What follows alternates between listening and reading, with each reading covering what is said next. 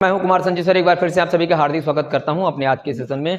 और आज का सेशन काफी ज्यादा महत्वपूर्ण होने वाला है, तो लगातार बने रहिए अंत तक।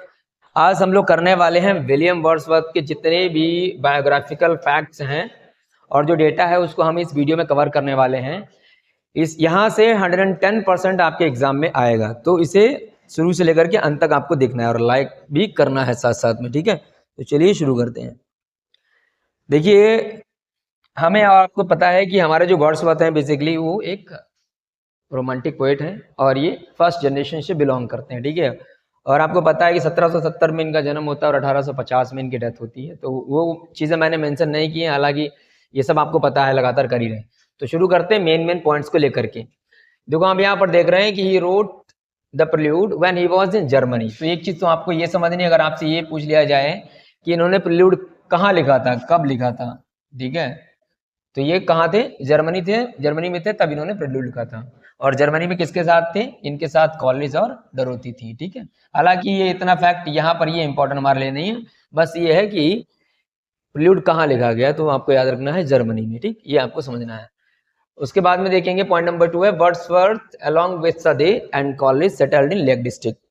अब देखिए, ये रॉबर्ट सदे, कॉलेज और विलियम वर्ड्सवर्थ कहाँ सेटल हो गए? लेक डिस्ट्रिक्ट में, इसीलिए इनको लेक पोएट भी कहा जाने लगा। तो आपको पता है कि ये लेक पोएट बोले जाते हैं।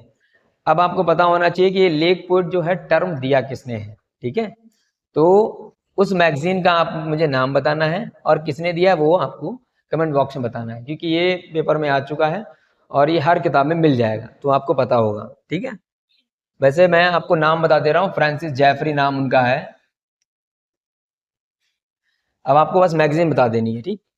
आगे देखेंगे, देखिए he plan to write a larger philosophical poem called the Recluse. अभी आपको पता है कि इन्होंने एक फिलोसॉफिकल पोएम लिखने के बारे में सोचा था, जिसका नाम क्या है? The recluse. So he wrote the poem to Coleridge. तो ध्यान रखना, तो मैंने क्या बोला? इन्होंने एक फिलोसॉफिकल पोएम लिखने की बात सोची थी जिसका नाम था द रेक्लूज, और इसीलिए इन्होंने शुरू किया था लिखना पोएम टू कॉलेज। और ये पोएम टू कॉलेज क्या है? बेसिकली एक अपेंडिक्स है किसका? द रेक्लूज का। ये आपको ध्यान देना है, ठीक है। अब अगर हमसे ये प्रश्न ये पूछ लिया जाए कि बताइए द रेक्लूज का अपेंडिक्स कौन सा है, तो आंसर हो जाएगा पोएम टू कॉलेज।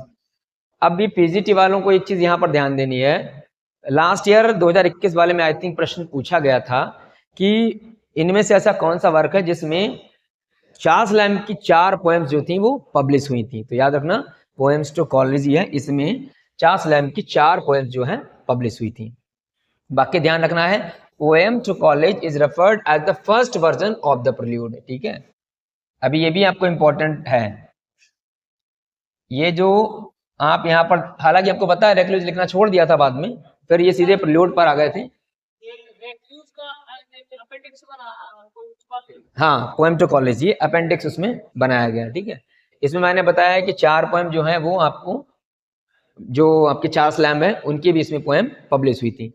हालांकि इन्होंने द रेक्लूज बाद में लिखा ही नहीं, आपको पता ही है, कंप्लीट नहीं किया इन्होंने। तो जो पोएम टू कॉलेज है इसे ही फर्स्ट वर्जन माना जाता है, किसका? द प्रिल्यूड का, ठीक है। हालांकि बाद में नाम इसका द प्रिल्यूड दिया गया। आपको पता है कि इनको जो है, इन्होंने द प्रिल्यूड कब कंप्लीट किया था? पब्लिश कब होता है? कब होता है? 1850 में। कौन पब्लिश कराता है? कौन? हाँ, इनके वाइफ जो है, क्या नाम है उनका? मैरी हचिंसन जी, वो कराते हैं। क्या? The growth of poet's mind, वो तो सब टाइटल उसका है। ये फर्स्ट वर्जन, मतलब पहले ये द प्रिल्यूड जो है ये नहीं था, लिखना शुरू किए थे द रेक्लूज, उसको किए नहीं है। फिर जो जिसके लिए इन्होंने पोएम टू कॉलेज लिखा था उसको अपेंडिक्स बना दिया। तो ये जो पोएम टू कॉलेज है इसी को फर्स्ट वर्जन माना जाता है द प्रिल्यूड का, ठीक है जी। चलो आगे बढ़ते हैं। देखो, he also written a shorter work, ये आपको बताना है, छोटा सा एक वर्क है, lines written above in Tintern Abbey. तो ये टिंटन अब्बे किस प्रकार की पोएम है, किस प्रकार का माना जाएगा? क्या इसे हम ड्रामेटिक मोनोलॉग कह सकते हैं? बताओ, अगर ये प्रश्न आया है कि टिंटन एब्बे जो है वो ड्रामेटिक मोनोलॉग है या नहीं है?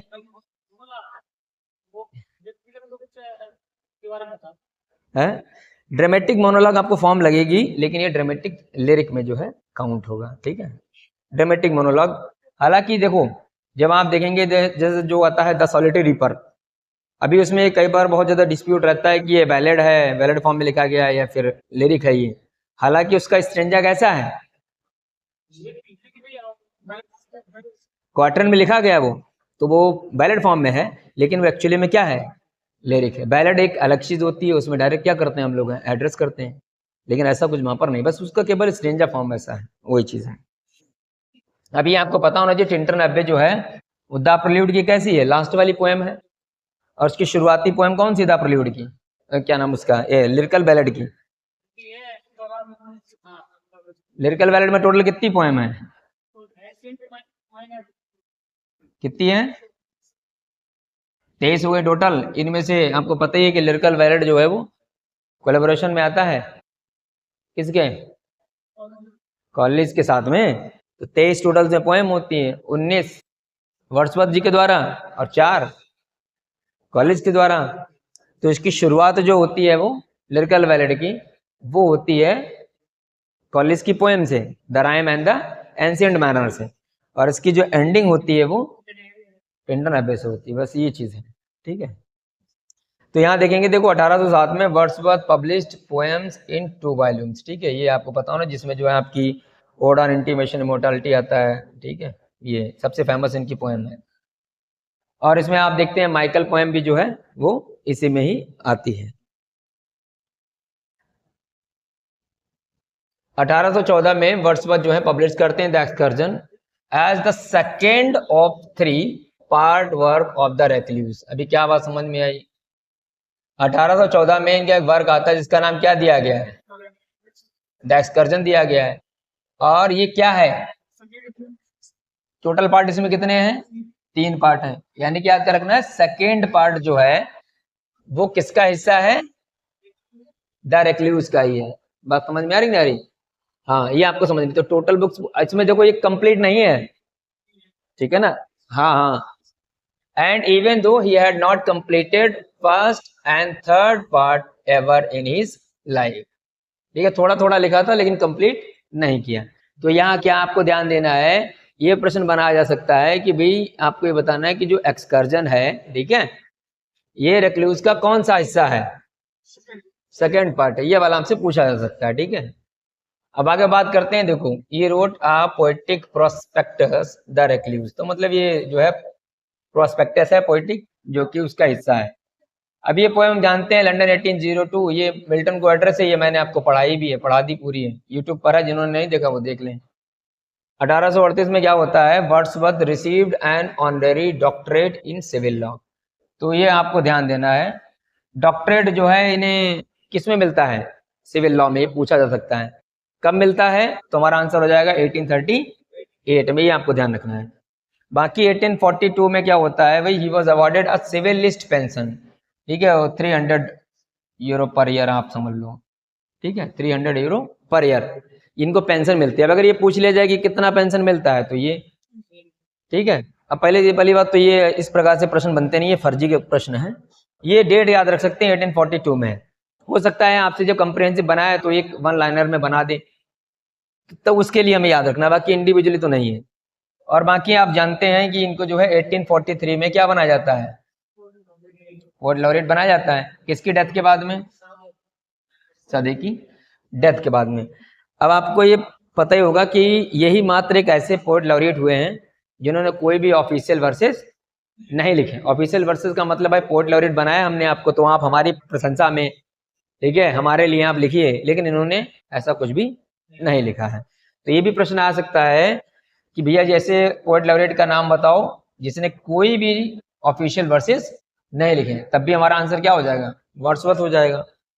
अब ये ध्यान देना है कि after the death he was buried at ST Oswald church Grasmere, ठीक है। अभी ये वाला प्रश्न बन सकता है कि इनको जो है कहाँ पर बरीड किया गया था, ये वाला प्रश्न हमें इंपॉर्टेंट है। तो एसटी ओसवाल्ड चर्च, ठीक है, कहाँ है ये, ग्रासमेयर में है, ये आपको याद रखना है।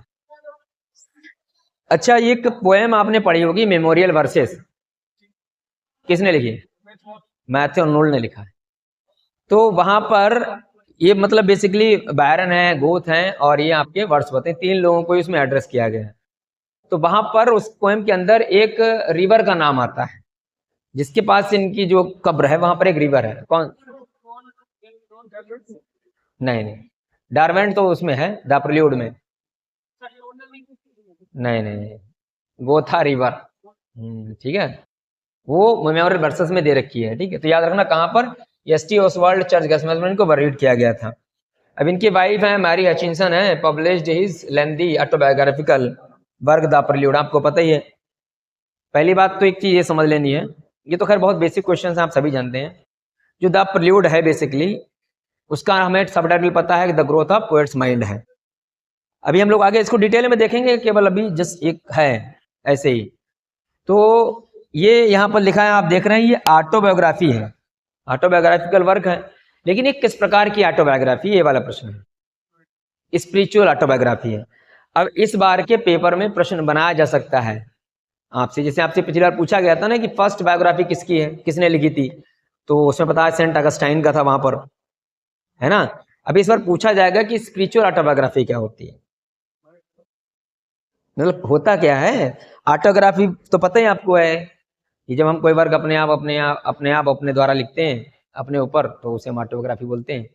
लेकिन स्पिरिचुअल ऑटोबायोग्राफी क्या है, तो उसमें केवल आपको दो चीजें समझ लेनी है।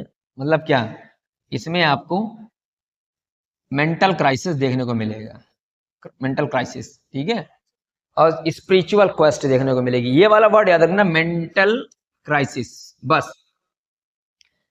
और इसमें स्पिरिचुअल क्वेस्ट, मेंटल क्राइसिस नहीं समझ रहे हैं, अरे अपने मन के अंदर जो है द्वंद चलता रहता है उसे, वो आपको देखने को मिलेगा इसमें। ठीक है, तो ये आपको समझ में आना है। मेंटल क्राइसिस वर्ड जहाँ देखना है वहां पर स्पिरिचुअल ऑटोबायोग्राफी लगाना है। अब जैसे एलास्टर हो गया ना, टीवी शैली का, एलास्टर द स्पिरिट ऑफ सॉलिट्यूड, वो भी स्पिरिचुअल ऑटोबायोग्राफी में, तो आपसे पूछा जा सकता है इनमें से कौन सा एग्जाम्पल नहीं है। ठीक है ना, तो ये आपको ध्यान रखना है। और दूसरी चीज, अभी आपको क्या पढ़ना है, देखो, मेमोयर, डायरी, डिफरेंस बता रहा हूँ, मेमोयर में, डायरी में और ट्रेवलॉग में, ठीक है, और ऑटोबायोग्राफी में क्या अंतर है। एक प्रश्न यहां से बन जाएगा, what is memoir, what is autobiography and what is diary and what is travelogue, ये आपको समझना है। ठीक, चलो अब यहां देख रहे होंगे, देखो, the prelude is called growth of poet's mind, ये आपको पता है। ठीक है, आपको पता है ये प्रिल्यूड है और ये खाली प्रिल्यूड्स वर्ग लिखा है, ये खाली प्रिल्यूड्स है, तो ये किसका है, ये एसिलिड का है। तो हो सकता है जैसे बिना देखे केवल प्रिल्यूड देखा और लगा दिया, तो याद रखना क्या है कि द प्रिल्यूड जब लिखा होगा वही वर्ड्सवर्थ का होगा, प्रिल्यूड्स लिखा है तो मान लीजिएगा ये गलत आंसर है। अब यहाँ पर देखो, ग्रासमेयर जर्नल जो है is written by Dorothy Wordsworth, हालांकि इतना हमारे लिए इंपॉर्टेंट नहीं क्योंकि डोरोथी से हमें कोई लेना देना नहीं है। ठीक है, बाकी टिंटन अब्बे में डोरोथी का काफी अहम योगदान है क्योंकि वो डोरोथी इनके साथ में ही होती है ना। वहां पर एक लाइन आती है, तो मेरी आंखें हो, इस प्रकार से वहां पर जो मैं कराऊंगा तो वहां देखना आप। तो ये जो है ब्राउनिंग जी ने क्या कहा है वर्ड्सवर्थ को, क्या बोला है, अ लॉस्ट लीडर बोला हुआ है। ठीक, हाँ, और हालांकि हमने आपको उससे टेस्ट सीरीज लगवा रहे थे, वहां पर भी मैंने आपको करवाया था ना, स्पॉइल्ड चाइल्ड ऑफ डिसअपॉइंटमेंट भी मैंने वहां पर करवाया था, विभिन्न प्रकार के कोटेशंस मैंने वहां पर दिए हैं, इसमें मिलेंगे आपको। तो Wordsworth is called giant of English poetry, ये किसने बोला है, जॉन क्रॉ रैनसम, ये न्यू क्रिटिसिज्म में आते हैं। तो ये वाला एक हो गया आपका मोस्ट इंपॉर्टेंट, ये पूछा सकता है who called William Wordsworth as the giant of English poetry, तो जे सी रैनसम पूरा है। देखना है, देखो क्या कर सकते हैं, यहाँ पर मान लो जे लिख दिया, यहाँ पर सी की जगह बी कर दिया और आपने पढ़ा नहीं तो लगा दिया। इसीलिए छोटी छोटी चीजों पर भी ध्यान देना है, जब तक हम पूरा जब भी देख नहीं लेंगे तब तक टिक नहीं करना है। कभी कभी ऐसा होता है पेपर में प्रश्न आसान आता है, हम लोग क्या करते हैं वहां पर, बोला अरे यार ये तो पता ही है, सड़क लगा दिया, बोलते हैं अरे लो यहाँ तो बी लिखा था, तब दिक्कत हो जाती है। तो पढ़ना सही से। अभी आपको पता है कि 523 सोनेट्स लिखी हैं। अच्छा, मोस्टली इनके जो सोनेट्स हैं वो किस प्रकार के सोनेट्स हैं, मतलब इंग्लिश सोनेट्स हैं, पेट्रार्कन सोनेट्स हैं, कैसी हैं, हाँ पेट्रार्कन सोनेट है। आपको मैं एक बता रहा हूं, आपसे मैं एक क्वेश्चन पूछ रहा हूं, एक मिनट प्लीज। हाँ, आपसे क्वेश्चन पूछ रहा हूं, आप मुझे बताना है इनकी एकमात्र ऐसी सोनेट है जो शेक्सपियरियन सोनेट है, वो कौन सी है, जो लोग देख रहे हैं वीडियो बताना जरूर, ठीक है। एकमात्र एक्सपीरियंस ऑन इट है। बाकी देखो 1817 में एक वर्क आता है कॉलेज का बायोग्राफी लिटरेरी, ये आपको पता ही है, ठीक है। तो इन्होंने जो थ्योरी दी थी प्रीफेस टू लिरिकल बैलेड में, जो इन्होंने बोला था कि लैंग्वेज शुड बी यूज्ड, है ना, really used by common man, तो जो रियल लैंग्वेज इनकी उन्होंने बात किया, कॉमन लैंग्वेज की जो बात की थी, तो उसको जो है बायोग्राफी लिटरेरिया में क्रिटिसाइज किया गया था। तो अब अगर प्रश्न ये बनाया जाए कि भाई हु रिव्यूड, है ना, preface to lyrical ballad in his work biography literaria, तो आंसर हो जाएगा कॉलेज, जब राइटर पूछा जाए। और जब पूछा जाए कौन से वर्ग में इसको रिव्यू किया गया था इनकी जो है पोएटिक डिक्शन थ्योरी को, तो हमारा क्या आंसर हो जाएगा? हाँ, अभी जैसे इसको जब हम लोग पढ़ेंगे ना ये लिरिकल बैलेड के बारे में, तो देखेंगे कि कब लिखना शुरू किया गया, कब इसमें प्रीफेस ऐड होता है, कब इसमें जो है एडिक्शन आता है, कब अपेंडिक्स इसमें जोड़ा जाता है, तो उसको आगे हम लोग देखेंगे। अभी आपको मैंने पूछा था ना, फ्रांसिस जेफरी ने ये टर्म कॉइन किया था लेक स्कूल ऑफ पोएट्स, तो इसमें मैंने बताया था कौन कौन से हैं ये, वर्ड्सवर्थ हैं, कॉलेज हैं और सदे भी हैं। देखो कहीं कहीं पर वाल्टर स्कॉट को भी इंक्लूड कर लेते हैं, लेकिन चूंकि वाल्टर स्कॉट जो है सर्टिफाइड है नहीं, तो उनको हम लोग काउंट करेंगे नहीं। लेकिन अगर मान लो वर्ड्स ये इस प्रकार से ऑप्शन बनाए गए हैं और वाल्टर स्कॉट दे दिए गए हैं, ठीक है, और इनमें से कोई नहीं दिया गया, एक नहीं दिया गया, तब भी हम उसको टिक करेंगे, क्योंकि उस समय क्या करना होता है, मोस्ट अप्रोप्रिएट आंसर टिक करना होता है। जैसे आप लोग देखते हैं जब इनकरेक्ट ढूंढते हैं, तो हमें उस समय क्या ध्यान देना होता है, ब्लंडर, मिस्टेक नहीं, ब्लंडर ध्यान देना होता है। तो आयोग भी यही मानेगा, भले ही 2 गलतियां उसमें हो, लेकिन जो ब्लंडर होगा आयोग उसे ही एक्सेप्ट करता है। यहाँ आप बोलते रहो सर जी इसमें भी तो गलती है, इसमें भी तो गलती है, तो जहां ब्लंडर होता है वहीं ध्यान देना होता है, ठीक है। चलिए 1802 में क्या होता है, वर्ड्सवर्थ प्रेज करते हैं मिल्टन की सोनेट को for the energetic and varied flow of sound and crowding into. तो ये तो हम लोगों ने बोला था ना कि जब लंदन 1802 पढ़ते हैं उसमें लिखा था ना कि वो इनके हाथ में जाते ही क्या हो गई थी, सोनेट क्या हो गई, ट्रम्पेट हो गई थी ना। हाँ, तो हमने पढ़ाया था वहां पर। अब narrow rooms more of the combined effect of rhyme and blank verse that can be done by any other kind of verse that I know of. मतलब ये नैरो रूम्स जो है बेसिकली यहाँ पर सोनेट के लिए जो है रेफर किया जा रहा है। अब इनके जो है कुछ इंपॉर्टेंट वर्क्स हैं, आप देख ही रहे हैं, लिरिकल बैलेड जो है ये 1798 में आता है। तो हमको पता है कि with the publication of lyrical ballad romanticism start होता है या रोमांटिक रिवाइवल स्टार्ट होता है ना। और किताबों में क्या लिखा मिलता है, रोमांटिसिज्म। अगर हम बात करें, we talk about the romanticism was started in the 16th century during the Elizabethan era, and all the elements of romanticism you can find out in the work of William Shakespeare। ने love for beauty, love for nature, है ना, interest in common people, वो भाई features आपको यहाँ देखने को मिलेगी। तो लिरिकल बैलेड के बारे में हम लोग भी आगे देखेंगे। फिर ये हम जानते हैं कि टिंटन एब्बे जो है ये पोएम की काफी फेमस है। तो बस इतना याद रखना ना, इनका जो टिंटन एब्बे का पूरा टाइटल आपको याद रखना है। इस बार का पेपर में जो अगर प्रश्न बना दिया गया कि what is the full title of Tintern Abbey, तो हमें नहीं लग रहा आधे ज्यादा लोग नहीं बता पाएंगे, क्योंकि टिंटन एब्बे ही उनको बस इतना याद है।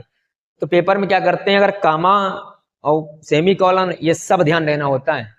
पेपर में ऐसे कई बार प्रश्न बनाए जा चुके हैं, तो जब भी आपसे फुल टाइटल पूछा जाए कहाँ कामा लगा है कहाँ नहीं, वो भी आपको ध्यान रखना है। लिरिकल बैलेड जो है, प्रीफेस टू लिरिकल बैलेड कब आता है, यानी प्रीफेस कब जोड़ा जाता है, तो आप देख रहे हैं कब, और डिक्शन कब जोड़ा जाता है। ठीक। लूसी, लूसी पोएम्स अभी हम लोग पढ़ेंगे। लूसी पोएम में कितनी टोटल पोएम्स हैं, 5 पोएम है। तो चलिए देखिए आगे बढ़ते हैं। अब ये जो है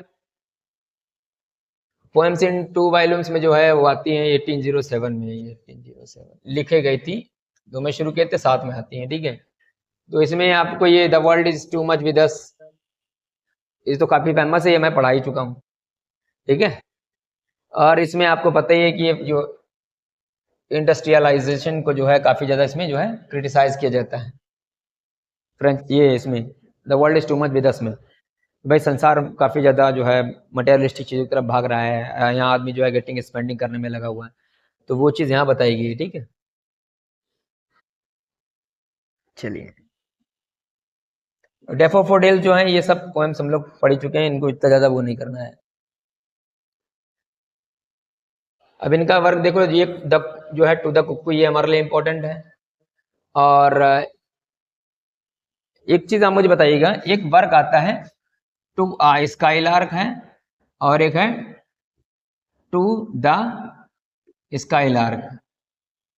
इनमें से कौन सा वर्क इनका है? टू द स्काईलार्क, ये वाला है, तो वो इम्पोर्टेंट है। एक नाइटिंगेल करके भी इनकी जो है पोएम आती है, ये भी आपको याद रखना, नाइटिंगेल भी इनकी पोएम है। तो ये काफी ज्यादा सिमिलर है, तो इनको जरूर पढ़ना है क्योंकि पेपर में आ सकता है। पीजीटी वालों को ज्यादा पढ़ना है क्योंकि पीजीटी में वो सारे राइटर्स हैं, तो कंफ्यूज वहां पर कर सकते हैं। एक्सकर्जन में आपको पता है टोटल जो है कितनी किताबें हैं? ये जब हम पढ़ा रहे थे तो मैंने आपको वहां पर करवाया भी था कि इसकी 9 किताबें जो हैं आपको पूरी की पूरी पढ़नी है। पूरी पूरी पढ़नी मतलब डिटेल में नहीं, उन किताबों के नाम पढ़ने, जैसे कि इसमें पेस्टर करके करेक्टर आता है ना, तो ये आपको करना है। 9 किताबें, जो लोग तैयारी कर रहे हैं उनको 9 किताबों के नाम आपको करने हैं। प्रीलियोड में जो है टोटल कितनी किताबें हैं आपको पता ही है भैया, कितनी किताबें हैं? 14 किताबें हैं। एक इनका वर्क आता है बॉर्डर्स, ये मात्र इनका कैसा प्ले है? एक मात्र प्ले है, और एक कैसा प्ले है? वर्ष ट्रेजेडी में से काउंट करते हैं, ठीक है? वर्ष मतलब लिरिकल में आएगा। अब माइकल जो है एक कैसी पोएम है? एक पेस्टोरल पोएम है, हमें पता है, ये इंपॉर्टेंट हमारे लिए है, ठीक है? बाकी इसका डेट वोट इतना ज्यादा इंपॉर्टेंट नहीं, अपना देख लो, डेट पूछेगा नहीं। और my heart स्लीप्स up when I behold, तो इसमें आपको एक लाइन पता होगी, एक लाइन आती है माई हार्ट स्लीप्स अप में, बताओ कौन सी फेमस लाइन है? बताओ। ये कहाँ आपको देखने को मिलता है? The child is the father of man, कहाँ देखने को मिलता है? हाँ, इसी में ही है, the child is the father of man. तो the child is the father of man जो है ये अरे यार, आजकल का जो बच्चा है ना, वो क्या है? फादर है हमारे और आपकी मानव जाति का, मतलब मैन का मतलब आदमी से नहीं बल्कि ह्यूमन बीइंग से लगाओ। तो हम लोग बोलते हैं नहीं आजकल के बच्चा हैं तो सबके कान काट रहे हैं, पता समझ में, ये है इसका मतलब। तो child is the father of man.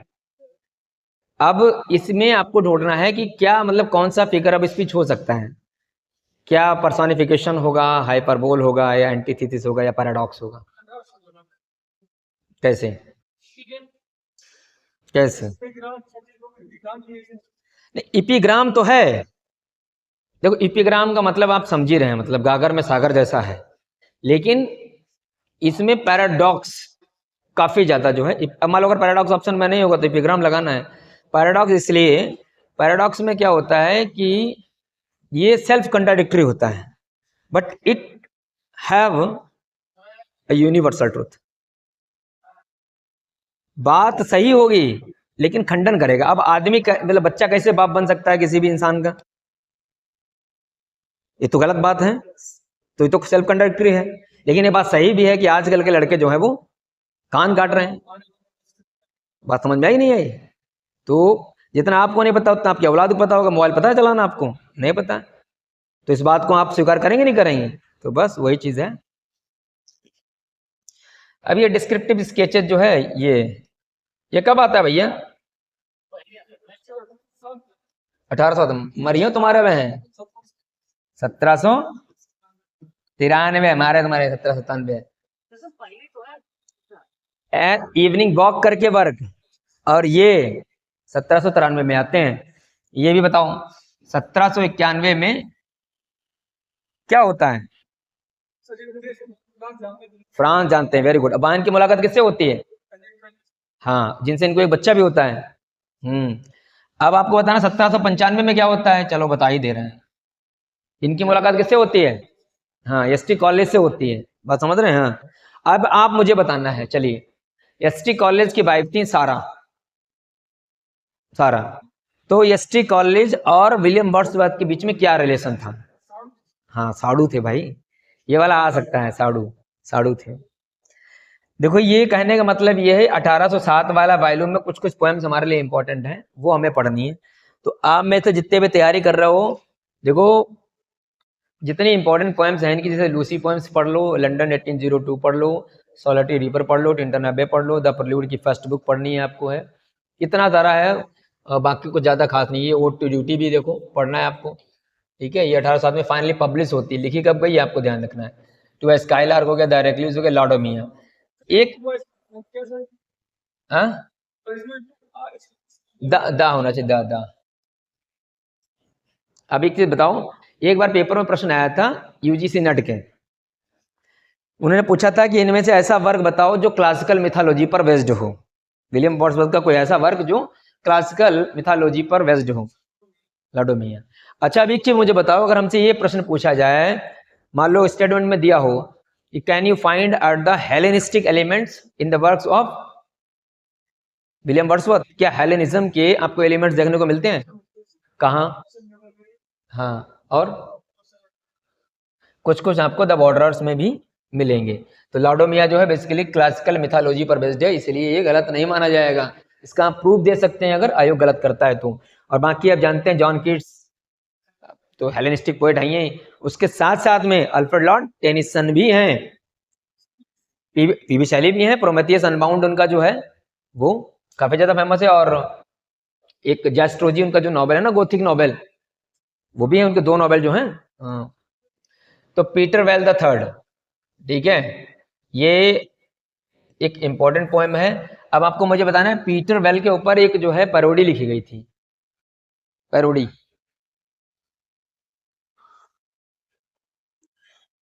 Comment box में बताना। ये पीटर वेल के ऊपर पीटर वेल द थर्ड करके एक पैरोडी आती है, मैंने आपको बता दिया। कितने लिखी थी वो आपको नाम बताना है, Peter Bell the Third. Elegiac stranger एक काफी फेमस पोएम है।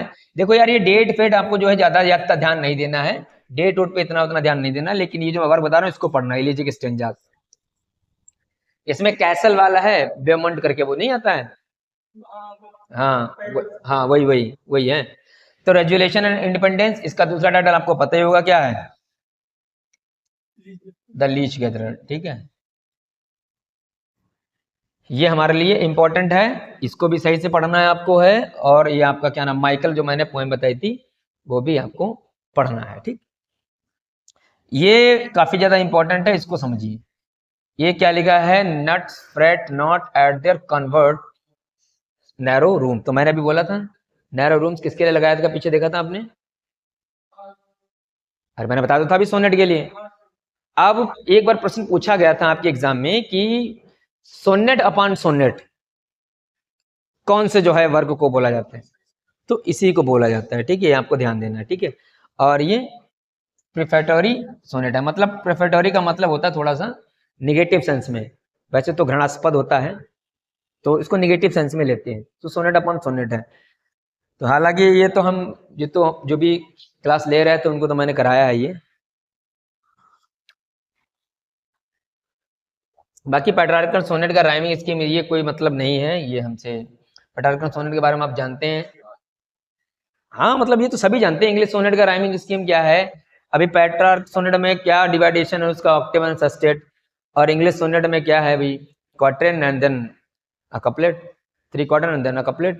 तो ये तो खैर बहुत बेसिक चीजें हैं, बाकी देख लो, इतना भी नहीं पता तो क्या ही पढ़ रहे होंगे, ठीक है। तो इसको जो है सोनेट अपॉन सोनेट बोला जाता है, किसको, इसको बोला जाता है। और ये कैसी है, ये पेट्रार्कल सोनेट है। अब्बा अब्बा सीधे सीधे, बस ये हम जानते हैं। टेबल टर्न पोएम मैंने आपको कराई थी, इसके बारे में मैंने डिटेल में बता दिया था, जिसने नहीं पता है वो हमारा तुरंत जो है टेबल टर्न वाला वीडियो देख लें। अब जो है क्रिटिसिज्म किस किसने किया है उसको देख लेते हैं, यहाँ से एक प्रश्न जरूर पेपर में आ जाएगा, इसको देखो। देखो, he is not fully recognised at home, he is not recognised at all abroad, at I firmly believe that the poetical poem of William Wordsworth is after that of Shakespeare, ठीक है, and Milton undoubtedly most considerable in our language. तो ये चीज किसने बोली है, Matthew Arnold. अब आपको क्या ध्यान देना, इतना ध्यान देना, ये मेनली जहां से पूछा जा सकता है, ये मतलब he is not fully recognised at home and he is not recognised at all abroad, यहां तक ये इतना इंपॉर्टेंट है। अब बाकी यहां से देखेंगे, देखो जॉन कीट्स ने इनको क्या बोला है, ठीक है, इगोइस्टिकल सबलाइम बोला है। तो इसको कोई एक्सप्लेन करेगा, बताओ ये क्या है, मतलब इगोइस्टिकल सबलाइम क्या है, बताओ। अरे यार इगोइस्टिकल सब्लाइम अगर मान लो तुम प्रवक्ता बन गए, तुमसे इंटरव्यू में पूछा गया, could you define the terms egoistical sublime which was referred by John Keats to Mr. William Wordsworth? How would you like to define it? तो सिंपल से बोलना है यार कि देखो, दो चीज समझो, there are two kinds of poetry, it may be subjective और it may be objective, right? So if we talk about the William Wordsworth, he only wrote the subjective poetry, and subjective means nothing but when you are writing about yourself, your opinion, your thoughts and feelings, है ना? When you are putting your thoughts, emotions and feelings into your works, then it will be called that your poetry is totally subjective, and you are not thinking about the society, है ना? You are not thinking about the country, about the people, है ना? तो इगोइस्टिकल का मतलब होता है कि अपनी ही चीजें जो हैं इन्होंने सब वर्क में रख दी। नेचर में मैंने ये देखा, पहले नेचर कुछ और था, अब नेचर हमारे लिए कुछ और हो गया, ये अपने अपने यहाँ पे हो गया। तो मोस्टली इनके जो वर्क्स हैं, मोस्टली वो उसमें आपको जो है अपने अपना रिफ्लेक्शन दिखेगा। जबकि जो आपके टी.एस. इलियट हैं, न्यू क्रिटिक है, वो क्या बोलते हैं, या फिर मैथ्यू आर्नोल्ड देखो, he is a classical critic, classical critic है कि नहीं है? तो क्या बोलते हैं वो हैं कि poetry should be the criticism of life, है ना? And poetry is not the turning loose of emotion but an escape of emotion, है ना? Escape from personality. कहने का मतलब है, टी.एस. इलियट कहते हैं कि भाई जो पोएट्री हो, ना तो उसमें आपकी इमोशन आनी चाहिए और ना ही आपकी उसमें पर्सनालिटी रिफ्लेक्ट होनी चाहिए, है ना? और ये तो पूरा का पूरा कर रहे हैं, है कि नहीं? हाँ, वही चीज है। तो बात समझ में आई? तो इनकी पोएट्री जो है बेसिकली कैसी है, सबसे सब सब्जेक्टिव है। इगोस्टिकल सब्लाइम मैंने आपको एक्सप्लेन कर दिया। अब टेनिसन ने क्या कहा है वर्ड्सवर्थ को कि he has uttered nothing base, इन्होंने थोड़ा सा अच्छा बोल दिया, नथिंग बट बेस होना चाहिए था, नथिंग बट बेस, मतलब कि उनके हिसाब से भी कि इन्होंने क्या ही लिखा है, मतलब कुछ अच्छा अच्छा नहीं लिखा है। बेस का मतलब तुच्छ होता है, आप समझ रहे हैं? तो ऐसे लिख के चले गए। तो ये वाला इंपॉर्टेंट है, पूछा भी जा चुका है, तो आ भी चुका है और हो सकता है आ भी जाए। तो ये जो है शैली महोदय जी ने वर्ड्सवर्थ को क्या बोला है, बात समझ रहे हैं? नैतिकता उतिकता खत्म हो गई, इनके अंदर है ही नहीं कुछ। शैली ने वर्ड्सवर्थ को क्रिटिसाइज किया है सिंपल एंड डल, तो ये भी जो है, हाँ, हार्डी ने वर्ड्सवर्थ पे क्या कहा ये देख लो, William Wordsworth has a deep influence on Thomas Hardy. According to Hardy, the Leech Gatherer by William Wordsworth was in the best cure for despair. तो इनका मानना यह है कि प्रश्न ये पूछ लिया जाए कि थॉमस हार्डी के लिए विलियम वर्ड्सवर्थ की ऐसी कौन सी पोएम है जो भैया जी उनके लिए निराशा में इलाज का काम करती है, तो हम क्या बताएंगे, लीच गैदरर, या फिर हाँ, एक इन्होंने एक इनका एक पोएम है ओल्ड हंट्समैन वर्ड्सवर्थ का, इसका टाइटल पूरा बताना कमेंट बॉक्स में। एक इनका है रूथ वर्क, ये कमेंट बॉक्स में जो लोग देख रहे हैं वो बताना रूथ का दूसरा टाइटल क्या है, पता तो होगा ही, पढ़ा करो मौर्या जी, इसे कैसे काम चलेगा भैया। अब विलियम हेजलेट ने क्या कहा है कि Wordsworth was not a truly great poet. एक तो इतना याद कर लो, ये पूछा जा सकता है ये किसने कहा है कि वर्ड्सवर्थ कोई पोएट वर्ड नहीं है, एक तो इतना आ सकता है, या फिर ये आ सकता है ये किसने कहा है, who called William Wordsworth as a spoiled child of disappointment, ये ठीक है। तो बोलो बोलो, हाँ कैसे हो जाएगा, ये नहीं पढ़े होंगे ना, द इन्फ्लुएंस ऑफ क्या, द इन्फ्लुएंस ऑफ नेचर, यार पढ़ा करो। अभी जो यहाँ काम दिया करें वो उसको अपना सर्च क्या करो, पढ़ा करो, कुछ अपने आप भी तो करो, गुरु जी सब बता देंगे।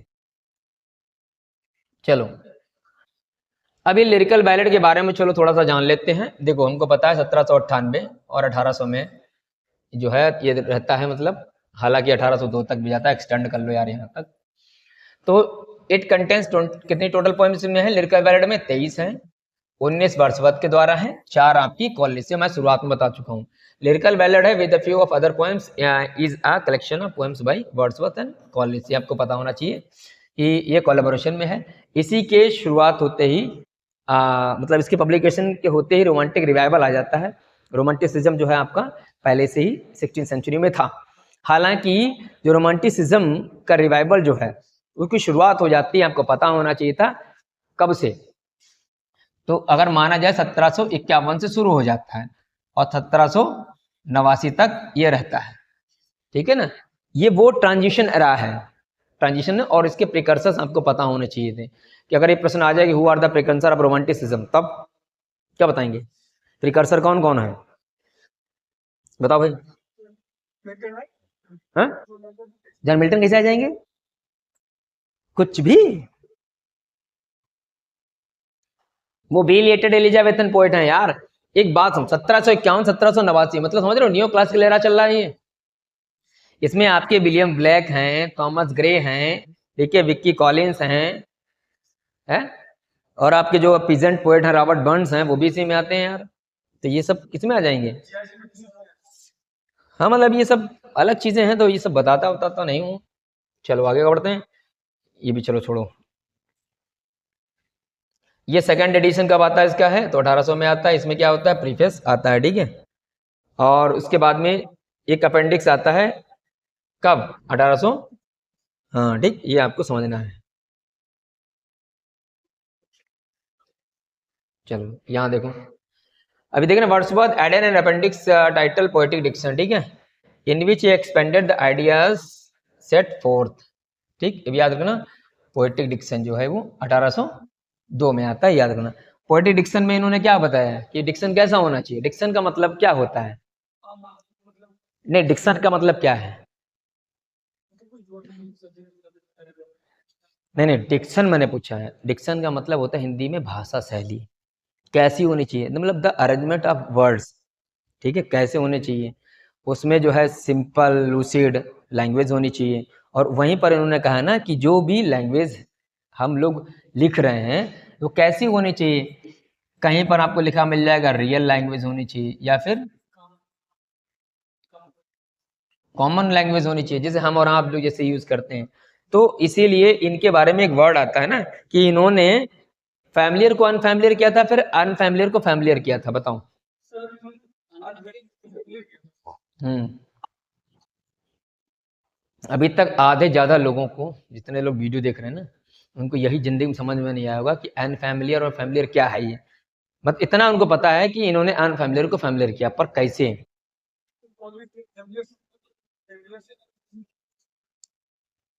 तो मतलब कैसे, वही तो मैं पूछ रहा हूँ।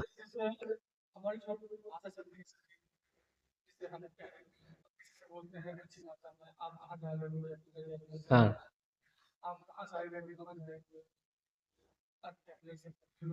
हाँ, बिल्कुल सही बात है। देखो यार, इन्होंने देखो कौन सी भाषा यूज की है, रियल लैंग्वेज और कॉमन लैंग्वेज। मतलब बहुत बेहतरीन उदाहरण देता हूँ आपको।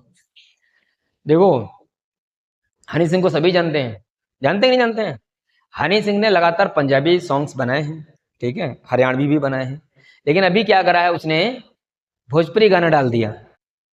भोजपुरी गाना, अब जो जब ये, जबकि इतने बड़े स्टार हैं, पवन सिंह हैं, आपके खेसारी हैं, मतलब इतना ज्यादा वर्ल्ड वाइड नहीं कर पाए, लेकिन उसके एक गाने में केवल जो है वो भोजपुरी वाला गाना उठा के डाल दिया।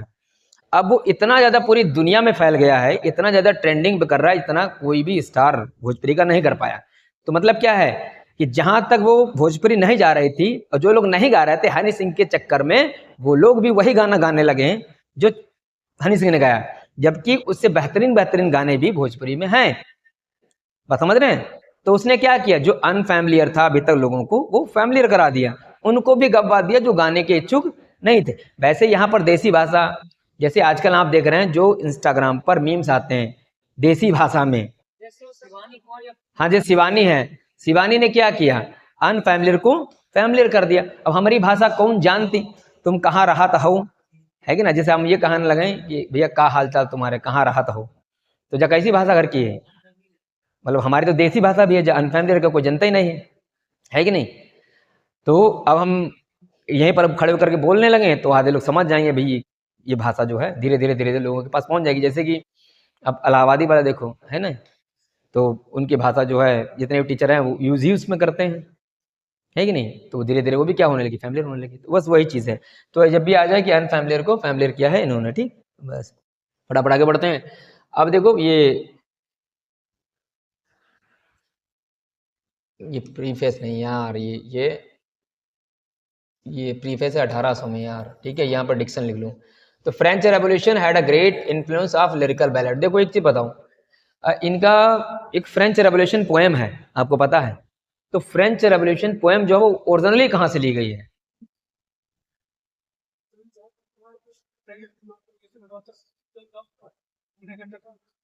तुम्हारे यहाँ मैसो धरी हो हैं। इनकी फ्रेंच रेवोल्यूशन वर्क जो है, जो पोएम है, वो किसी वर्क से उठा के अलग रख दी गई है, बात समझ रहे हो? हाँ, जैसे जो पासिंग ऑफ आर्थर आप पढ़ते हो टेनिसन का, वो क्या वो अलग से कहीं पोएम लिखे हैं? जो आइडल्स ऑफ द किंग है, जो 12 अर्थर्स हैं, मतलब जो उनके नाइट्स थे, उन्हीं में से वो पोएम है।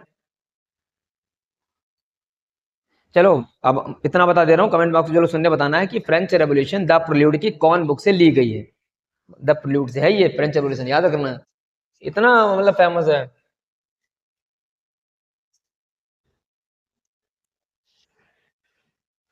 अब इसमें एक चीज और ध्यान दें, देखो इनका एक पोएम है द कॉन्विक्ट, ये वर्ड्सवर्थ की जो क्या है, by Wordsworth was there in 1798 edition, what omitted and in 1800 edition added, love by Coleridge. कहने का मतलब ये कुल मिला के याद रखो कि कन्विक्ट इनकी एक पोएम थी जिसको 1798 वाले एडिशन से हटा दिया गया था। तो अगर ये पूछा जाए कौन सी ऐसी पोएम है जिसको हटाया गया था, तो आंसर हो जाएगा कन्विक्ट, बस खत्म। किसमें इंक्लूड किया गया वो नहीं आएगा कभी। प्रीफेस में वर्ड्सवर्थ जो है क्लेम करते हैं कि the rigid aesthetic of neoclassical poetry are the arbitrary and distort the freedom and the naturalness of poetic expression. तो कहने का मतलब ये भी याद रखूं कि इनका जो प्रीफेस टू लिरिकल बैलेड आता है, प्रीफेस, ये बेसिकली इन्होंने किसके अगेंस्ट में, किस एरा के अगेंस्ट में लिखा था? तो नियो क्लासिकल पोइट्री, बस खत्म। न्यू क्लासिसिज्म, न्यू क्लासिसिज्म क्या था? उनकी जो लिखने की स्टाइल थी वो आर्टिफिशियल थी, आर्टिफिशियल उसमें डिक्शन था, और बहुत ज़्यादा उसमें स्नोबरी थी, ठीक है, कंसाइजनेस उसमें बहुत था। तो ये फीचर्स हैं किसकी? न्यू क्लासिसिज्म की। 1798 एडिशन में क्या has a short advertisement as an introduction to ascertain how far the language of a conversation in the middle and lower class of society is adopted for the purpose of poetic pleasure। तो ये याद रखना, ये advertisement भी जोड़ा गया था, ठीक है। उसमें इन्होंने बताया कि भी किस प्रकार की लैंग्वेज जो है आपको यूज करनी चाहिए। अब ये आपको पता ही है कि पोएट्री क्या है, मतलब is the breath and a finer spirit of knowledge. तो मैंने ये आपसे जब टेस्ट सीरीज करवा रहा था, मैंने वहां पर भरवाया था, ये ब्रीथ पहले आएगा और फिर क्या आएगा, ये फाइनर आएगा। मैंने बोला था ना, जब कोई चीज बहुत इजी होती है तो वो क्या करते हैं, वहां से फिलर करवाते हैं, फिल करवाते हैं आपसे, तो उसमें आगे पीछे कर सकते हैं, जैसे मैंने आपको ऑप्शन दिया था वो। ये एडवर्टीजमेंट वाला जो बताओ किसमें ऐड किया गया था? एडवर्टीजमेंट जो आता है लिरिकल बैलेड में, देखो ये प्रीफेस को क्या बोला जाता है? मैनिफेस्टो ऑफ रोमांटिसिज्म, ठीक है। ये works contributed bye college in lyrical ballad, जान दो, ये rhyme and the ancient manner है, ठीक है। ये इनकी काफी ज्यादा फेमस है, एक बैलेड है। ये यहाँ सीधे वर्क देखते हैं, द फॉस्टर मदर टेल, ठीक है। ये क्या है? एक ड्रामेटिक फ्रेगमेंट है, ये कॉलेज के द्वारा, ये फेमस है, कभी पढ़ना तो पढ़ लेना। बाकी हमें कॉलेज से मतलब है नहीं, कॉलेज के पोएम को कोई मतलब नहीं है। तो ये तो हम लोग पढ़ चुके हैं, देखो ये तो कन्विक्ट पोएम जो है बाद में लव नाम से आ जाती है, इसको हम लोग देख चुके हैं, ठीक। और एक इनकी यहाँ पर ये देख लेते हैं इंपॉर्टेंट वाली, ये इनका जो है डेफिनेशन है, poetry is the spontaneous overflow of powerful feelings, है ना, and it takes it origin in कब? Tranquillity, from emotion recollects in tranquillity. अभी क्या बात समझना है, देखो ये भरवाया गया था, पोएट्री क्या है? एक स्पॉन्टेनियस ओवरफ्लो है, ठीक है, किसका? फीलिंग्स का, ठीक है। और इसकी ओरिजिन कहाँ से होती है? इमोशन से होती है, और इमोशन भी कहाँ से आएंगी? ट्रिंक्वालिटी में। कहने का मतलब आप समझ पा रहे हैं? जैसे आपने इनका वो डैफोडिल्स पोएम पढ़ा होगा, मैंने पढ़ाया भी था, उसमें मैंने बताया ना, इन्होंने कहा कि when I sit on my couch, जब मैं सोफे पे बैठा होता हूँ और जब ये अपनी आंखें बंद करते हैं, तो जो दृश्य उन्होंने देखा था वही उनकी आंखों में आ जाता है और उनको ये प्लेजर देता है। तो कहने का मतलब ये हुआ कि जब हमारा मन एकदम शांत होगा, आपने देखा होगा, तो कभी कभी ऑटोमेटिक हम गुनगुनाने लगते हैं, गाने लगते हैं, और हमें पता भी नहीं लगता है हम गा रहे हैं। ऐसा होता है कि नहीं होता है? कोई व्यक्ति जानबूझ के नहीं गाता, ऑटोमेटिक वो गाने लगता। क्यों? क्योंकि जब उसकी इमोशंस काफ़ी ज़्यादा जो हैं ओवरफ्लो होने लगती हैं, व्यक्ति बहुत खुश होता है या बहुत दुखी होता है, तो इमोशन ज़्यादा जो हैं पावर देने लगती हैं, तो वो ऑटोमेटिकली जो है वो बाहर आने लगती हैं गाने के रूप में। ठीक है, बस। चलो, ये रेली यूज्ड बाय कॉमन मैन, ये देखो, रेली यूज्ड बाय कॉमन मैन है, ये याद रखना, ये मैन है। ठीक है, वहां क्या करेंगे? हाँ, मैन कर देंगे। छोटी छोटी चीजों पर ध्यान देना है। अभी ये क्वेट दे रखे हैं, ये लिरिकल बैलेड के, तो ये आपने पढ़ा ही होगा। ये कौन सी पोएम का है? Nature never did better. तो ये टिंटन अब्बे का है, ये काफी फेमस है। ठीक है, और ये पूछा भी गया है, हमको लग रहा है ना, पूछा गया नहीं पूछा गया है? अब ये देखो, bliss it was in the dawn to be alive, ये कहाँ से लिया गया है बताओ? ये बहुत फेमस लाइन पेपर में आ चुकी है ना ये। अरे ये फ्रेंच रेवोल्यूशन पोएम की लाइन है ये। अगर फ्रेंच रेवोल्यूशन ऑप्शन में नहीं दिया, द प्रिल्यूड दिया, तो वो लगाएंगे, वरना हम क्या लगाएंगे? फ्रेंच रेवोल्यूशन लगाएंगे। देखो, ये हम लोग देख ही चुके हैं ना, the child is the father of man. ठीक है, वहां से बाकी इसमें जो है और कुछ जितने ज्यादा है नहीं। ये वाला इंपॉर्टेंट है, द पोएट। हाँ बोलो। माई हार्ट स्लीप्स अप ना,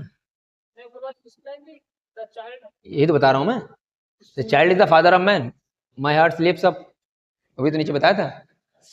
अब यहाँ देखो, the poet winds together by passion and knowledge the vast, ये भी एक इनकी जो है इंपॉर्टेंट लाइन है कि जो पोएट होता है वो बेसिकली हम लोगों को बांध के रखता है, किसके द्वारा? पैशन के द्वारा और नॉलेज के द्वारा। ठीक है। अगला है, the flower that smells the sweetest is शाई एंड लोली, मतलब इतना ज्यादा ये नहीं है, इतना ज्यादा इंपॉर्टेंट नहीं है ये। एक चीज यहाँ पर एक समझ लो, एक ये मोस्ट इंपॉर्टेंट है ये।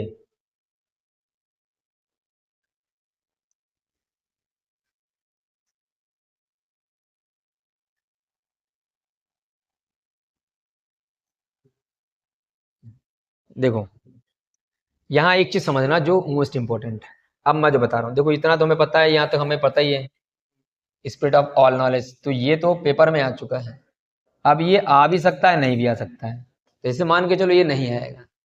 लेकिन अब क्या आएगा? अब यहां से आएगा। अब ये इट लिखा है, आप लिखेंगे poetry is the impassioned expression which is the countenance of all signs। ये किसने बोला है? ये मोस्ट इंपोर्टेंट लगा लो इस बार का, सबसे ज्यादा इंपॉर्टेंट है, ये पेपर में आएगा इस बार। मैंने क्या बताया ना, ये पोइट या तो इतना आएगा, ये तो आ ही रहा है, लगातार आ रहा है। अभी ये नहीं आएगा, तो क्या पूछ सकते हैं? ये वाला यहाँ से, इट मतलब पोइट्री के लिए बोला ना, तो इट हटा देंगे, पोइट्री लगाएंगे। तो poetry is the impassioned expression which is the countenance of all science. ठीक है, मतलब कहने का ये हुआ कि पोइट्री जो क्या है, एक इम्पैशन्ड एक्सप्रेशन है, और एक काउंटेनेंस का मतलब समझ रहे हैं, चेहरा होता है, वैसे फेस होता है। सभी साइंस इसमें दिखाई देंगे आपको। क्यों? क्योंकि भाई साइंस क्या है और पोइट्री क्या है? Poetry is nothing but it's an exercise of imagination, imagination है। और साइंस भी क्या है? Without hypothesis, without imagination you can not invent a new thing. भाई बिना सोचे समझे, बिना कल्पना किए क्या आप कुछ बना सकते हैं? तो साइंस भी किस पे आधारित है? इमेजिनेशन पर, हाइपोथेसिस पर। पोएट्री किस पर है? बस जहां न पहुंचे रवि, बस वही चीज समझो, वही है। चलो, प्रीफेस ये सब बता ही दिया था, ये मतलब बार बार उसको बताने की जरूरत नहीं। यहाँ पर एक चीज समझ लो, ये क्या है। तो यहाँ देखो, ये जो प्रीफेस है ना, it was published as an experiment which I hoped might be some use to ascertain how far by fitting to metrical arrangement a selection of the real language of man in a state of vivid sensation. मतलब ये समझो, एक आपने line इसी में पढ़ी हुई preface में, मैं ऐसे बता दे रहा हूँ, देयर इज नॉट एनी मतलब kind of different in metrical composition whether in prose और पोएट्री। मतलब उन्होंने कहा था कि there is not any kind of difference in a metrical composition either prose and poetry. मतलब प्रोज और पोएट्री में कोई भी अगर चीज हम कंपोज कर रहे हैं तो उसमें कोई ज्यादा डिफरेंस मैट्रिकल कंपोजिशन का नहीं होता है। ये किसने कहा है? विलियम वर्ड्सवर्थ ने ही कहा है। कहाँ कहा है? Preface to the lyrical ballad में इन्होंने बोला है, ये आपको याद रखना है बस। ठीक है, तो यहाँ पर ये बार बार किसकी बात कर रहे हैं, मैट्रिकल कंपोजिशन की बात कर रहे हैं, तो ये लिखा ना, देखो selection of the real language of man in a state of vivid sensation, the short pleasure and the quantity of pleasure may be imparted which a poetry में रेशनली इंडेवर टू इम्पार्ट। मतलब इनका है कि poetry थोड़ा ज्यादा जो है लोगों को प्रभावित करती है, प्रोज उतना नहीं करती है। प्रोज और पोएट्री में बस केवल किसका डिफरेंस होता है, मैट्रिकल कंपोजिशन का ही होता है भाई, उसमें मीटर होता है, रिदम होता है, राइम होता है, इसमें प्रोज में नहीं होता है, बस इतना है। चलो वर्ड्सवर्थ डिफरेंस जान दो, ये भी इतना इंपॉर्टेंट नहीं है, कुछ इंपॉर्टेंट चीजें केवल देखेंगे।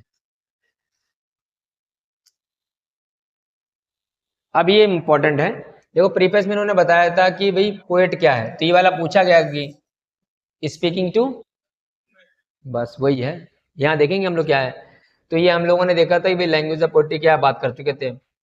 अब यहाँ देखो, Wordsworth first implies that a poet is one who arranges language expressing ideas in a metrical form। Poet क्या है, जो आइडियाज को, इमोशंस को किस में जो है बेसिकली अरेंज करे, मैट्रिकल फॉर्म में। And this language he arranges is in a state of vivid sensation. लेकिन जो भी लैंग्वेज होनी चाहिए वो कैसे एकदम क्लियर कट होनी चाहिए, जो हमारे सेंसेस को इम्पैक्ट कर सके। वर्ड्सवर्थ आगे बताते हैं कि what is a poet, what a poet is not a, he says that, he says anti-poets thinks that they become honored poets this way but really only furnish food for poor taste that has no solid bearings and is fickle। Regarding poetry, Wordsworth implies that the poetry is in a part of matter of what it is customary। मतलब एक ये भी line याद कर लो, ये कहने का मतलब ये समझो, देखो यहाँ पर हम समझो, वर्ड्सवर्थ ने कहा कि कुछ पोएट्स ऐसे वो पोएट नहीं होते हैं, उनको हम एंटी पोएट्स बोलेंगे, ठीक है, जो they become honoured poets this way but really only furnish food. मतलब कुछ ऐसे पोएट्स जो केवल चीजों को आपके सामने एज इट इज परोस देते हैं, वो एक्चुअल में पोएट्स नहीं है। पोएट्स वो हैं जो आपके सामने रियल लैंग्वेज जो हमारी रूरल एरियाज में, पेस्टोरल एरियाज में जो छिपी है, उसको जो हमारे सामने लाते हैं, उन चीजों का सिलेक्शन करके हमें देते हैं, they are the called real poets. बाकी पोएट्स कैसे हैं, एंटी पोएट्स हैं। और एक पोएट्स कैसा होना चाहिए, स्पीकिंग टू मैन होना चाहिए, जो आपकी बात पहुंचा पाए लोगों तक, वो होना चाहिए। और एक बात याद रखना, poetry is in its part a matter of what it is a customary. Poetry क्या है, एक मतलब याद कर लो एक वर्ड, ये कस्टमरी है बस। अगर ये वाली भी आ जाए, पोएट्री को कस्टमरी किसने बोला है, तभी किसने बोला है, वर्ड्सवर्थ। अब बाकी तो ये बार बार आप देख ही रहे हैं। देखिए poetic language is the language of common people. Poetic language कैसी होनी चाहिए, लैंग्वेज ऑफ कॉमन पीपल होनी चाहिए। पढ़ा के देखो,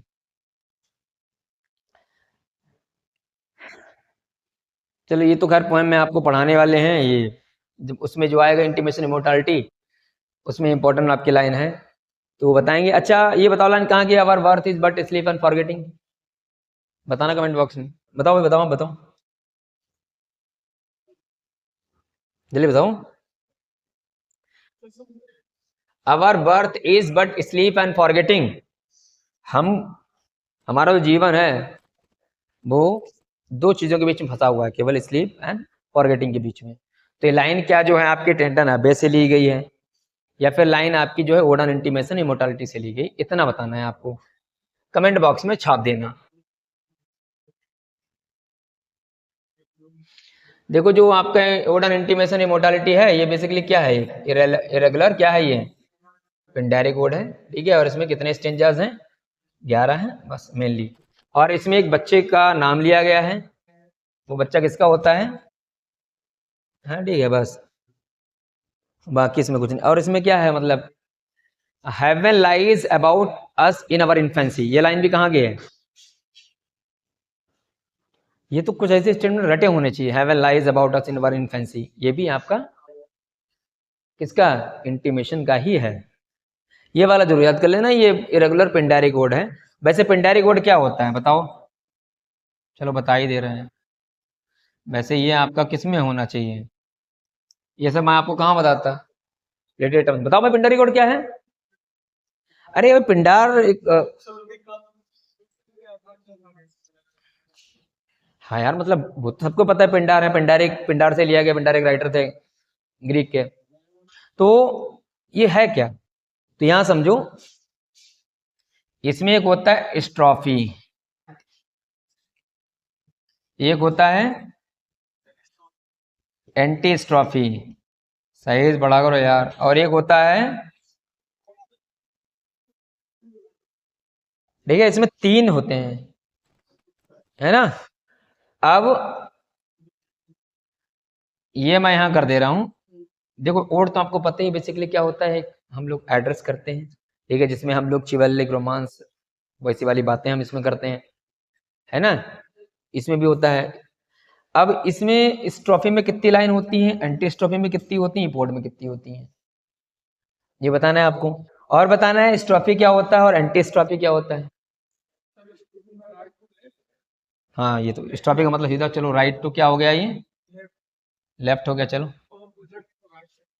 चलो भाई, लेफ्ट टू राइट हो गया। हाँ, सर्कल होता है। लाइन बताओ, कीबोर्ड में कितनी लाइन होती हैं, 6 लाइन होती हैं, इसमें होती हैं 17। 17 सब में कैसे होती हैं, इसमें होती हैं 12, इसमें 12, 12 12 24 और 17 कितनी हुई, 41। हाँ, टोटल इतनी लाइन होती है, ठीक है। वैसे ये सब लाइन फाइन नहीं पूछा था, फर्जी चीजें हैं, ये खाली याद रखो, स्ट्रॉपी, एंटी स्ट्रॉपी, रिपोर्ट, ठीक है, याद रखो बस। और कुछ है इसमें, चलो बस ठीक है। अब ये कुछ जो है इंपॉर्टेंट लाइंस दी गई हैं, ये सब देखो जब वर्क पढ़ेंगे उसी में ठीक है, बाकी ये इतना ज़्यादा भी नहीं है इम्पोर्टेंट है कि पेपर में आई यहाँ से। प्रिल्यूड के बारे में आप देख ही चुके हैं। देखो ये कैसी पोएम है, बेसिकली एक कन्वर्सेशन है, इसको लिखा किस में गया है, ब्लैंक वर्स में। इसका टाइटल क्या है, दूसरा ग्रोथ ऑफ पोएट्स माइंड है। 1850 में ये कंप्लीट होता है, ठीक है। और क्या है, इसको पब्लिश कराती है इनकी पत्नी। 1805 में जो है ये मतलब कंप्लीट हो जाता है, 1850 में ये पब्लिश होता है। और ये कैसी ऑटोबायोग्राफी है, तो ये स्पिरिचुअल ऑटोबायोग्राफी है ये, है ना। चलो, और इसको लिखना कब से शुरू किया गया था, तो 1798 में, ठीक है। अभी याद रखना, ये मोस्ट इंपॉर्टेंट है। इन्होंने डोरोथी को ये लेटर लिखा था, उसमें लिखते हुए कहा, he referred to it as the poem on the growth of my own mind. तो जब इन्होंने लेटर लिखा था तब उसमें इसका title growth of poet's mind नहीं था। जब अपनी बहन को लिखा था तब इन्होंने क्या बोला था कि the poem on the growth of my own mind, ये था। बाद में इसका टाइटल क्या कर दिया गया, growth of a poets mind, ठीक है। तो अभी इसका पहले इनिशियली क्या टाइटल था, ये तो मैंने आपको बताया था, ये फर्स्ट वर्जन है पोएम टू कॉलेज, बस समझ में किसका, हाँ फर्स्ट वर्जन ये माना जाता है, ठीक है, ये आपका याद रखना। कितनी किताबें हैं इसमें, बस 14 किताबें हैं। अब ये जो है लाइन दी गई है इसमें, देखो इसमें एक करेक्टर होता है विनांडर करके ना, वो किससे अफेक्टेड होता है, पूछा गया था आपसे। मतलब डीफनेस होती है, लैमनेस होती है, या म्यूटनेस होती है, तो आंसर क्या होगा, म्यूटनेस। ये वाला प्रश्न पूछा गया था, ठीक है। और इसमें एक रिवर भी है, तो मैंने आपको उसमें बताया भी था ना टेस्ट सीरीज में, आपके डार्विन रिवर्स में आती है। डिस्कॉर्डेंट एलिमेंट्स ऑफ सोसाइटी करके एक इंपॉर्टेंट इसमें लाइन भी है, वो भी देख लेना है, ठीक है। फुल टाइटल आपको यहाँ पर समझना है, देखो ये जो मैं बता रहा था शुरुआत में, इंटर्न एब्बे का फुल टाइटल आपको याद रखना है, पेपर में यहाँ से पूछा जा सकता है, अगर पूछ लिया गया तो सीडी फंस जाएगी आधे ज्यादा लोगों की।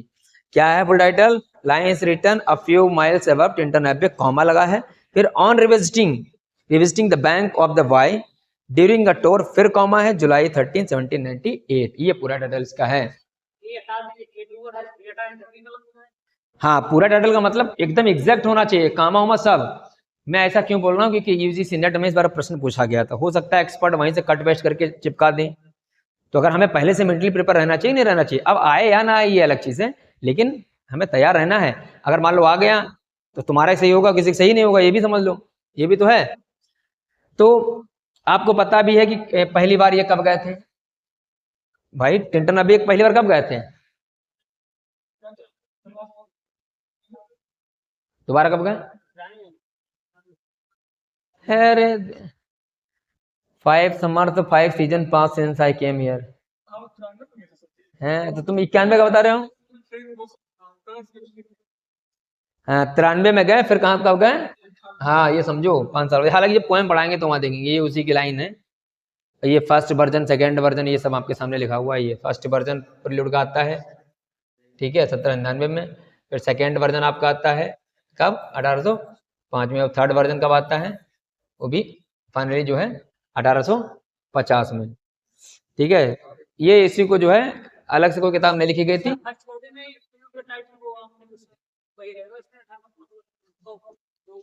पोएम टू कॉलेज जो है उसका अर्लियर टाइटल वही माना जाएगा, बात समझ रहे हैं, वो इसका फर्स्ट वर्जन माना जाता है। हालांकि तब नाम द प्रिल्यूड नहीं दिया था उसको, बात समझ रहे हैं, वही वाला इसमें ऐड कर दिया गया, ये चीज समझो हाँ बस।